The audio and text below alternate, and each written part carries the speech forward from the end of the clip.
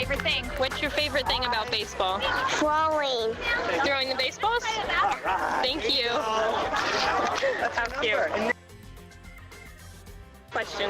My dad being the coach. Oh, you love that? Yeah. Oh, thank you. That is so cute. Oh my goodness. So what did we just hear? Some kids were telling you what they love about baseball. Their favorite thing about baseball, and they were probably 5 years old. Oh, you got to love it. You got to love it. See, my favorite thing about baseball is throwing, and my favorite thing about baseball is my dad being the coach. Right. And that goes right back to what the last quote, keep it fun. Right. Keep it fun. And Little League should really be about fun and skill development and exercise.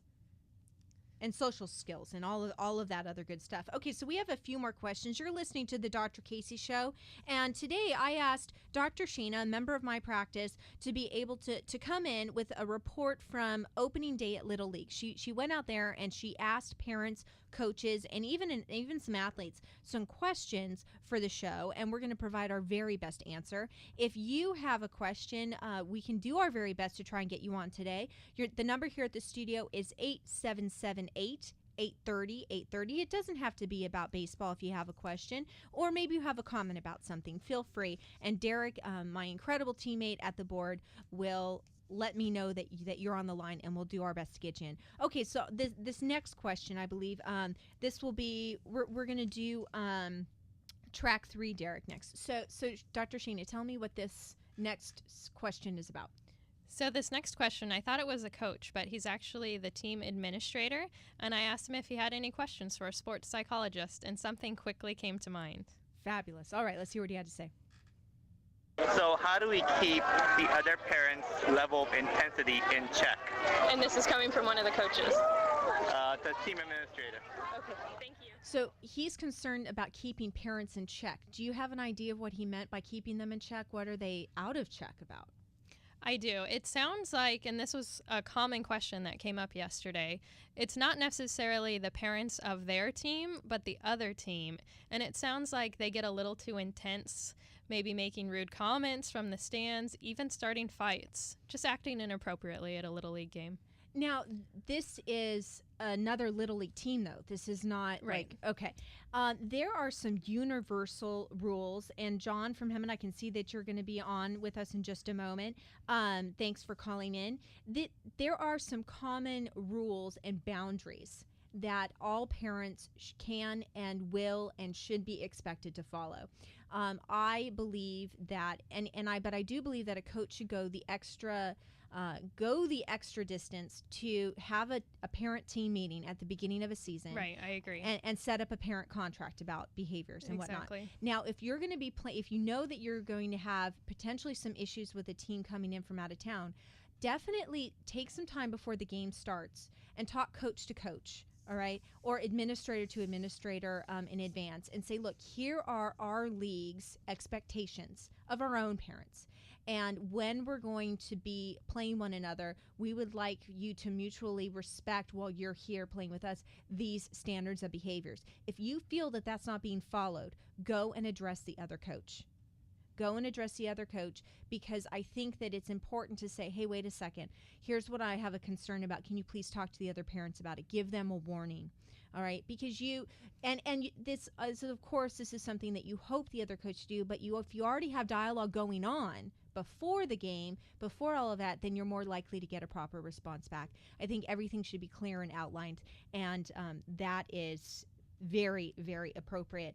Well, Dr. Shana, it looks like we have a caller. John from Hemet evidently has a question about how to stop violence in sports. Welcome to the Dr. Casey Show, John. Thank you. How you guys doing? Good. Very well. So what's your question about for me today? Basically, it was just about the trend in violence in sports that you see in pro sports, and also the high school level, and how to stop that from happening. This is a very important issue. We're seeing, especially in hockey right now, this is a hot topic in Canada and in the United States. There's a difference in violence that is fan-based and violence that is player-based. And specifically for the players, we're seeing violence within the rules of sports and then violence outside of the rule of their sport.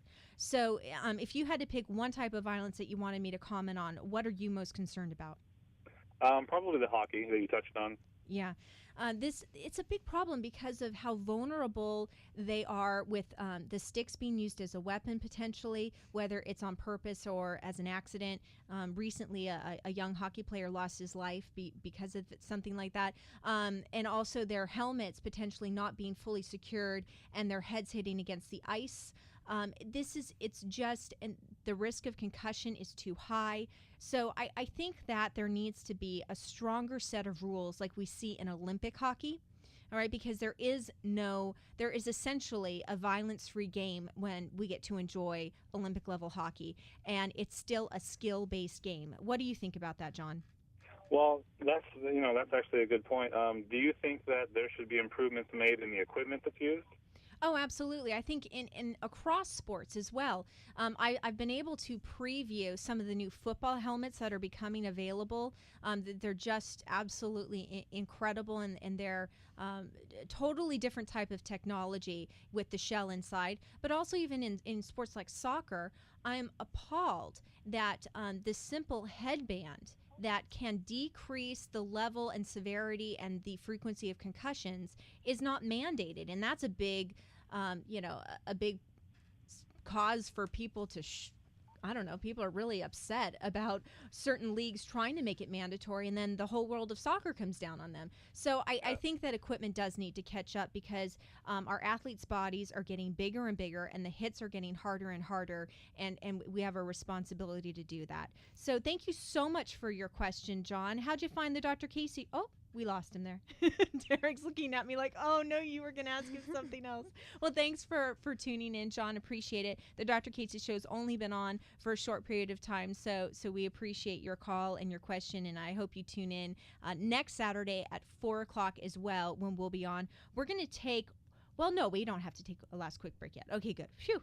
The Also, show's flying by. Casey, I just wanted to say really quickly, I think it's important for coaches to hold their athletes at certain safety standards as well. Absolutely. They need to teach them some control. Right. Because a lot of times coaches, they teach athletes about explosive use of power. And rightfully so. A lot of athletes, let's take football, for example, they have to be explosive. But at the same time, sometimes coaches forget to teach how to turn it off and how to tone it down. Some coaches do, but most don't. Right. And I do believe that coaches need to understand that if they don't teach their athletes how to turn it off, whether it's within the game or as they leave the game, they're actually setting them up to make some big mistakes that could cause them to hurt themselves, hurt someone else, or potentially find themselves creating an eligibility issue if they get in trouble off the field. So it's a very important issue, and thanks again for the call. So let's take one last question here before we go to break from Little League.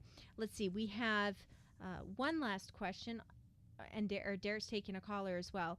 Well, maybe we should go to the caller, Shana. What do you think? Okay, sounds good. Oh, no, we'll do the question first. Derek's pointing at the question. Okay. We have a question. Let's see. This is track number 8. Track 8. This was a father of an athlete, and he wasn't sure if this question was necessarily appropriate for Little League, but he said that his children have been asking him some difficult questions, and he wanted our advice on how to answer them. All right. I was wondering whether if a son or a daughter asks you about substance use by the athletes. The professional players? Right, professional players. So how would you talk to your child about that? And you're a father of one of them. Okay, so this is a definite hot topic because of the situation last month with Michael Phelps and things coming out, and also Alex other Rodriguez. Yes. So talking about substance abuse with your son or daughter, I actually view these as moments of opportunity to have a conversation. You can never talk to children, adolescents, and kids enough about how to make proper decisions that you as a parent feel are appropriate around this topic and issue. So is that one of the things that you discussed with him yesterday, Dr. Shana? Exactly. That this is an opportunity to talk about something that is very difficult to bring up